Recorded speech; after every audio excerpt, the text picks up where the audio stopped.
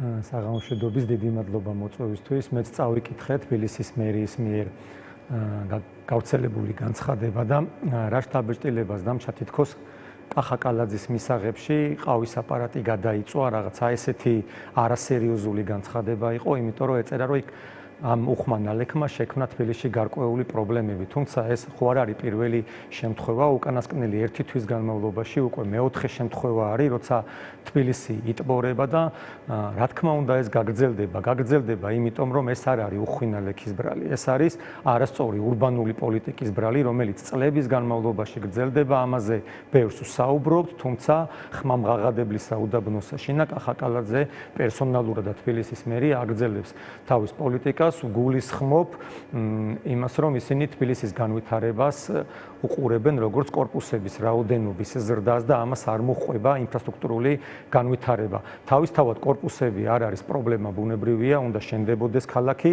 მაგრამ კორპუსი როცა შენდება, მას აუცილებლად უნდა მოჰყვებოდეს გზა, უნდა მოჰყვებოდეს სკოლა, საბავშვო ბაღი, სანიაღვრე სისტემა, უნდა მოჰყვებოდეს გამართული საზოგადოებრივი ტრანსპორტი. ეს ყველაფერი არ ხდება. უბრალოდ შენდება კორპუსები, რის ხარჯზეც მცირდება ბუნებრივი გრუნტი, წყალგამტარები მცირდება და შესაბამისად დიდი რაოდენობის წყალს უკვე ეს დაბეტონებული ქალაქი ვეღარ აუდის, ის სანიაღვრე სისტემებიც, რომელიც განახლდა, არც ის არ არის გათვლილი უხნალექზე, ეს ხო მაქსიმუმზე უნდა იყოს დათვლილი, ხო? სწორედ იმიტომ კეთდება ეს სანიაღვრე სისტემები, რომ ის უნდა იყოს დათვლილი მაქსიმუმზე და არა ჩვეულებრივ წვიმაზე. სწორედ იმიტომ არის, რომ უხნალექი გაატაროს, მაგრამ ვერ გაატარებს სამწუხაროდ და თქვენ მე უყურებდი დღეს სიუჟეტებს წინამძღვრიშვილის ქუჩაზე, უკვე უფრო მძიმე პრობლემა შეიქმნა, არა მარტო წვიმის წყალმა დააზიანა მოსახლეობა, იქ უკვე საკანალიზაციო სისტემაც გაიჭედა, კოლექტორები გაიჭედა და უფრო უარესი სურათი მივიღეთ, ხო? იგივე შეიძლება მივიღოთ სხვაგანაც. რეალური პრობლემა არის ის, რომ ქალაქს არ აქვს განვითარების მკაფიო ხედვა, განვითარების ფილოსოფია. აი ვერავინ ვერ მეტყვის, სად ვიქნებით ჩვენ 10-15 წლის შემდეგ, როცა უყურებ იმ პოლიტიკას, რომელიც წერებს ქართული ოცნების ხელისუფლება, ხო? ამის ძალიან ნათელი მაგალითია დიდი დიღომი, ამის ნათელი მაგალითია სპორტის სასახლის უკანა ტერიტორია, რომელიც ნათლად გვიჩვენებს რა მოჰყვება იმას, როცა განაშენიანება წინ უსწრებს დაგეგმვას. არ იგეგმება ქალაქი, გაიცემა უკონტროლოდ სამშენებლო ნებართვები, 50,000-ზე მეტი სამშენებლო ნებართვაა გაცემული,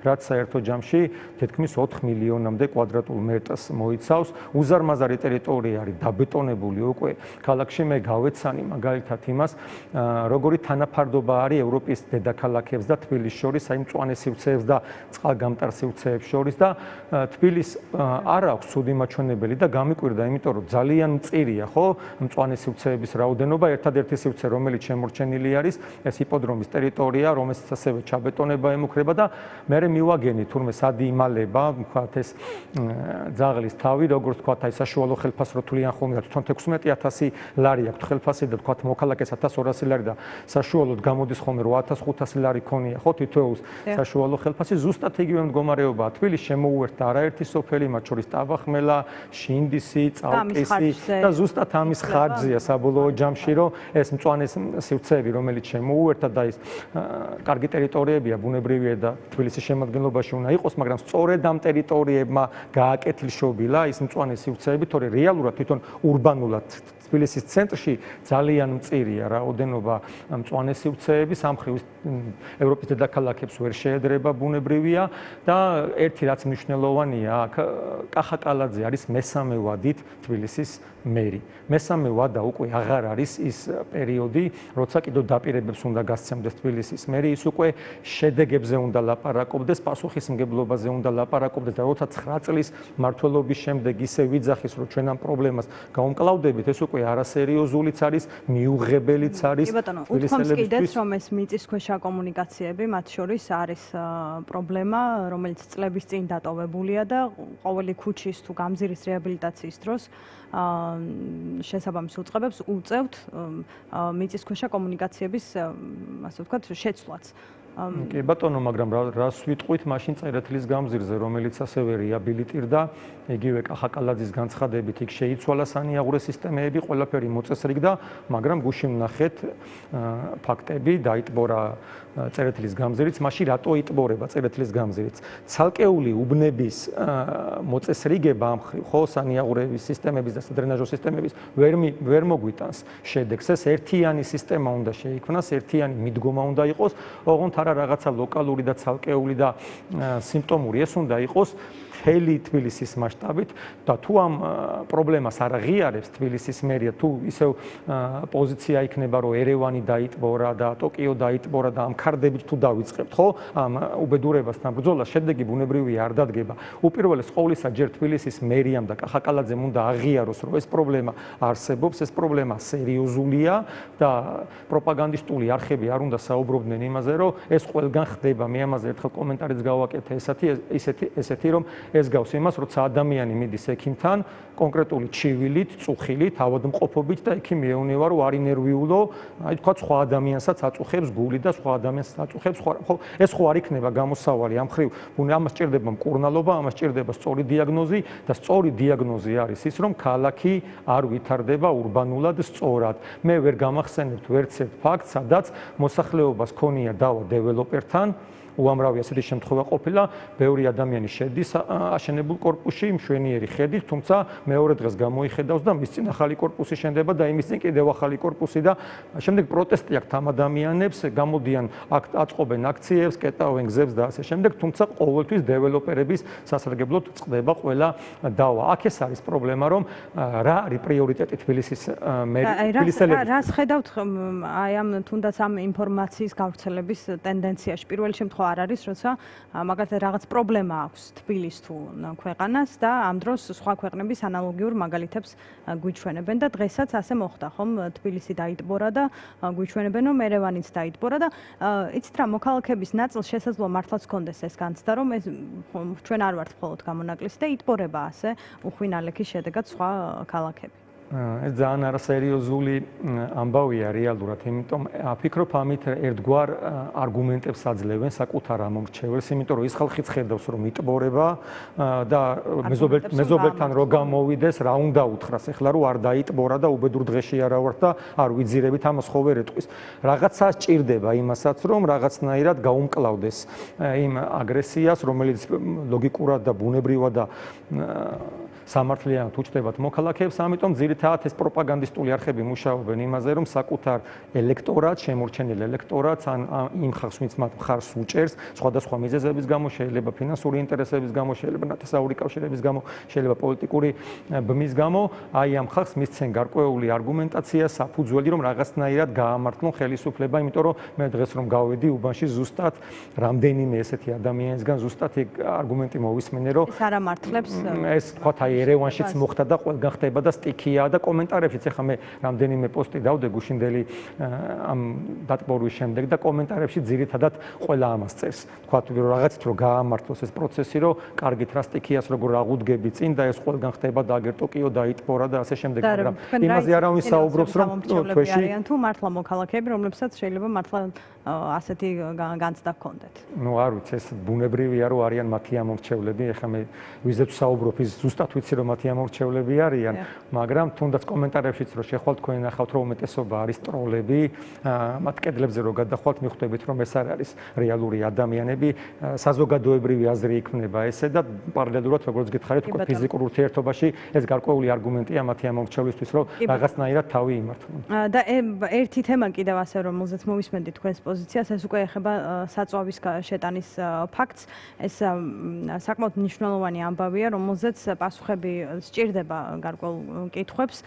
ინფორმაციის მოწოდება არის საჭირო იმისთვის, რომ ეჭვები გაიფანტოს. თუმცა თქვენთვის რა ინფორმაცია გაფანტავდა ამ ეჭვს, თუ კი გაქვთ ეჭვი, რომ ეს არ არის ჰუმანიტარული დახმარება?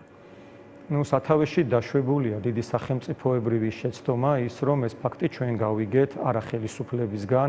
ხელისუფლების არგუმენტაცია იყო ის, რომ ამას აკეთებენ აფხაზეთის ტერიტორიაზე მცხოვრები ჩვენი მოქალაქეებისთვის და ეს არის რაღაცა კეთილშობილური მიზნებით განპირობებული ჰუმანიტარული მისია, ხო?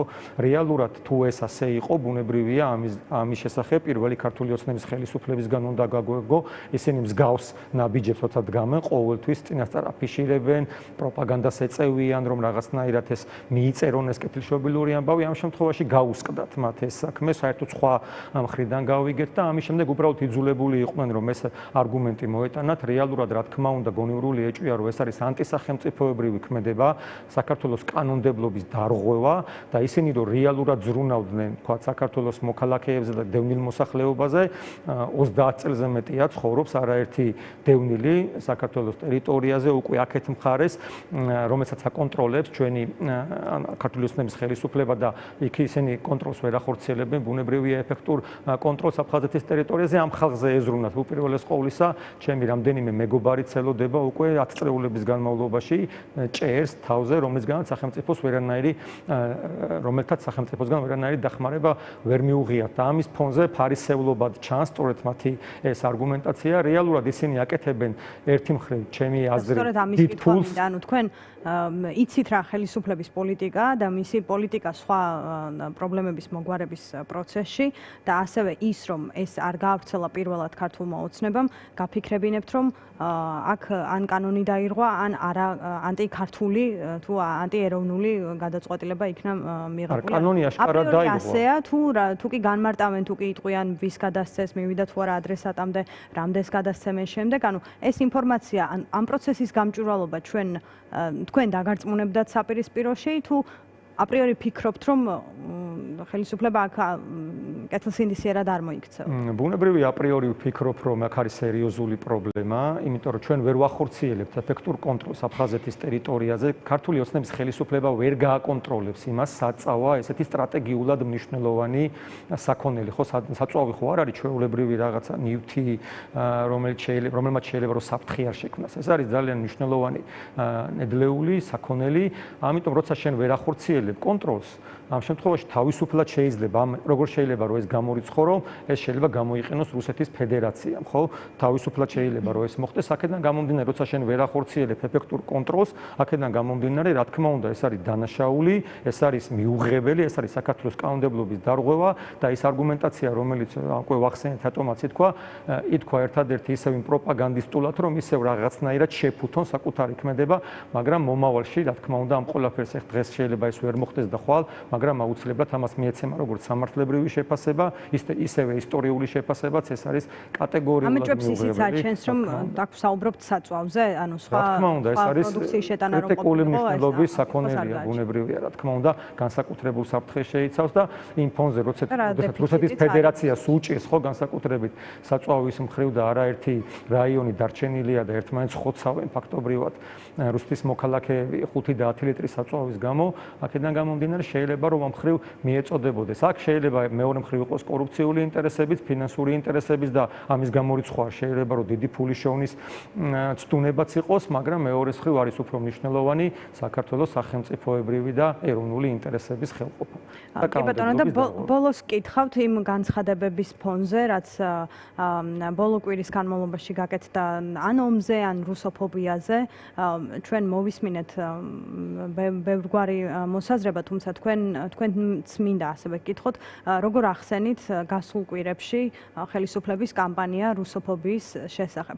ეს პრობლემა მართლაც დგას, თუ რატომ გადაწყვიტა სახელისუფლებო პარტია, რომ დღეს ამაზე ისაუბროს? თქვენი აზრით, რატომ დასჭირდა ქართულ ოცნებას, რომ რუსოფობია ხელოვნურად გაღვივებულად გამოაცხადოს, თქვას, რომ ბუნებრივად არ არის ქართველი ხალხი ასე განწყობილი, მაგრამ ჩვენ დასავლეთი ამას ცდილობს, აღვივებს.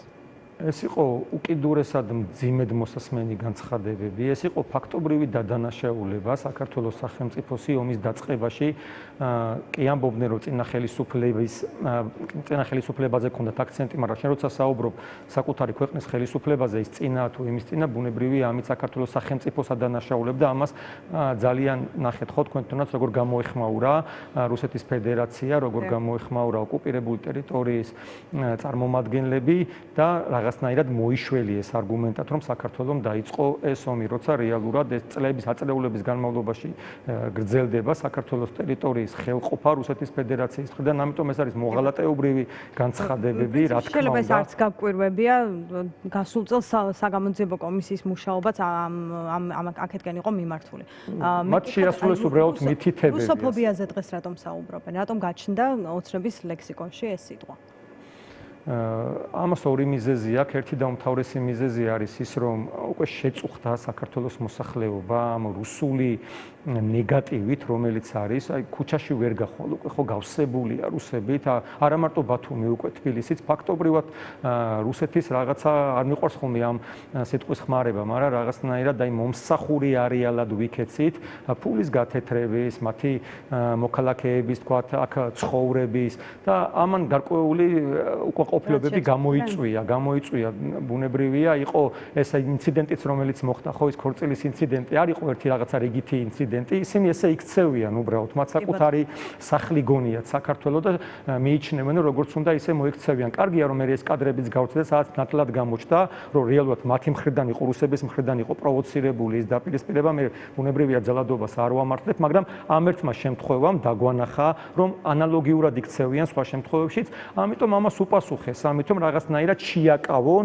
ეს განწყობა, რომელიც საქართველოს მოქალაქეებში უკვე არსებობს.